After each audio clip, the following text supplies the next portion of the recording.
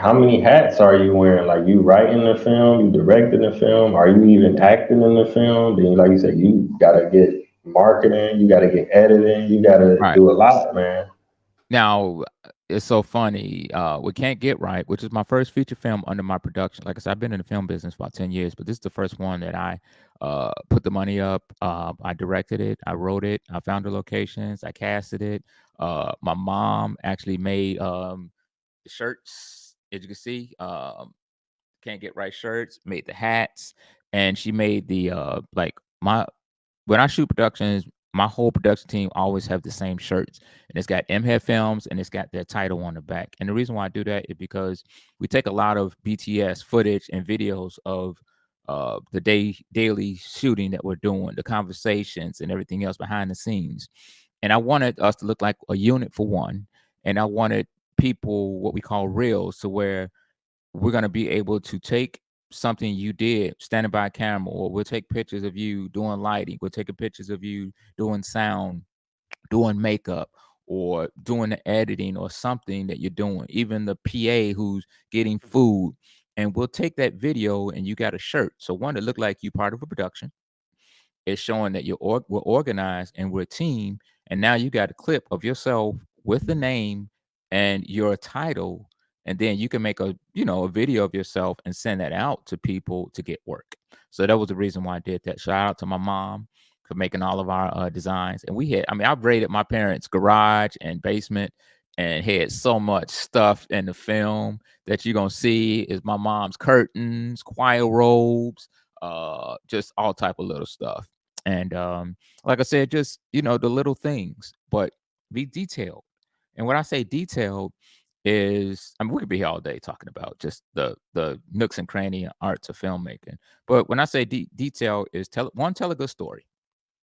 Two, make sure your audio is great. And you're gonna keep hearing me saying that. Three, get people that want to make great films.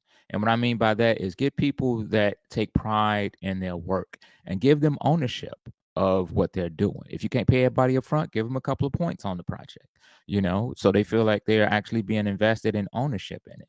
And they're gonna go that extra mile, to make sure. Feed your crew. Make sure you have good food, not just M&Ms and candy and chips. We had water, Gatorade, fruit. Everybody had a hot meal every day. And I asked everybody, what is your personal food choice that you like? And, people tell me, and we'll make sure we get it for them. Because if people are full, they happy, and they going to, keep it moving. So get some stuff that they like.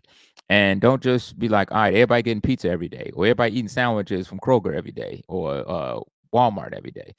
Switch it up, do a variety, and just be strategic. You don't have to go and spend crazy money, but just, like I said, you don't want to feed your crew Subway every day because that's expensive. You want, you know what I mean? And, order Zaxby's, a bulk of Zaxby's, different food. But just make sure you switch it up and the food is good and quality, because you don't want nobody sick going to the bathroom all the time. And just accept people for who they are.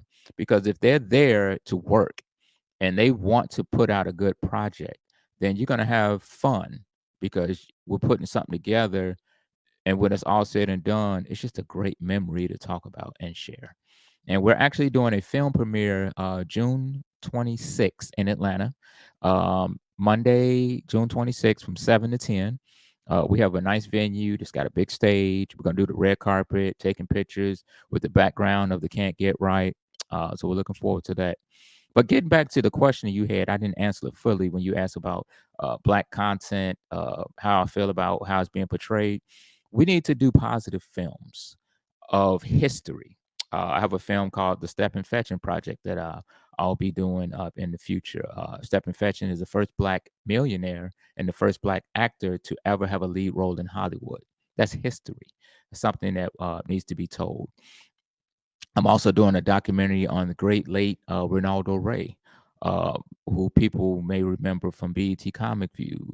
He was a mentor under Red Fox, opened up for him numerous of times, but he was a role model and somebody that paved the way for taking people on the road like Earthquake and Bernie Mac and Michael Collier and Ricky Smiley and D.L. Hughley and all those people I mentioned are going to be on the project doing interviews about um, the great Mr. Ronaldo Ray. Now, I'm still would love to have um, Eddie Griffith and Keenan Ivory Waynes and Robert Townsend. So if anybody who watches this knows any of those three, please contact me because I would love to have them on the project. So and Ricky Smiley, I'm sorry, Ricky Smiley is not confirmed, but we're working on it. But everybody else is confirmed that I mentioned. And we really want to showcase how he gave and tutored and just nurtured the comedians that are here today that are funny and relevant, and show and give him his flowers of being someone that was funny. He was on Friday. He was in Harlem Nights. He was in White Man Can't Jump. He was in House Party 3. He did a show called 227. He was the mailman on 227. And he's been on Family Feud multiple times. And he's done a lot of short films. He was a mentor for Cat Williams. He, went on the road.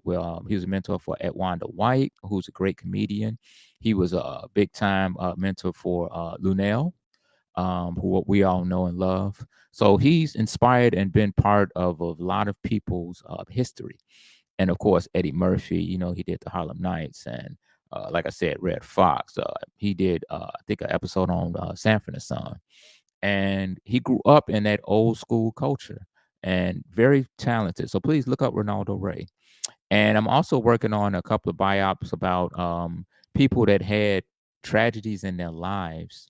And they're going to talk about how I have this one woman, I'm not going to go into it just yet, but she was molested, raped, and her parents, did all type of drugs to where she had to leave the house and move in with her, with family members and stuff like that. So we're going to tell stories. I got a woman that's homeless who goes through chanting to get her through her mental, and now she's an actress and she's doing well. So I want to talk about mainly women who have went through tragic lives, but have just challenged that and just overcame it and have successful stories to inspire other women to come out and talk about their stories. So when I say let's make some good content, just like my project Live and in Color, it's going to be a comedy improv show, but there's no cursing, there's no derogatory on the project.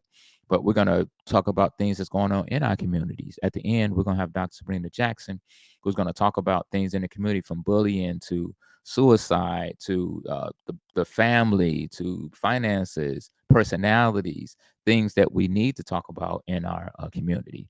And we're going to do the funny. We have music as well. Arrested Development has blessed me with one of their new songs called The Vibe. It's got Big Daddy Kane in it. Jason Champion from Men at Large has given me a song. And we have independent artists all over the country, all over the world, that's going to showcase their music and videos on the project in between sketches. And we're also going to feature comedians videos, 1 to 2 3 minute videos of clean content, positivity. um Live and in Color, if the Cosby Show was a sketch comedy improv show, that's what Live in Color would be. So really looking forward to those projects. And just moving forward. Like I said, I'm getting more out of just making a film so we can just slap it and put it on a network. And I want to tell stories. I want to tell stories that's going to inspire and stories about history. I have a great film that we're going to do eventually, but I want to do those once I get these under my belt to where we can create the revenue, create the income, create the buzz to where I do eventually start doing movies. We're going to do movies where people gonna be like, yeah, that's Marcus Head, the guy that did this, the guy that did that. Then they're gonna be looking forward to what I'm doing, not just me putting a movie out and then it's watching it. That's my goal, is what I want to do. And other filmmakers, of course, had inspiration and are inspired to want to make great content. Let's make great content first.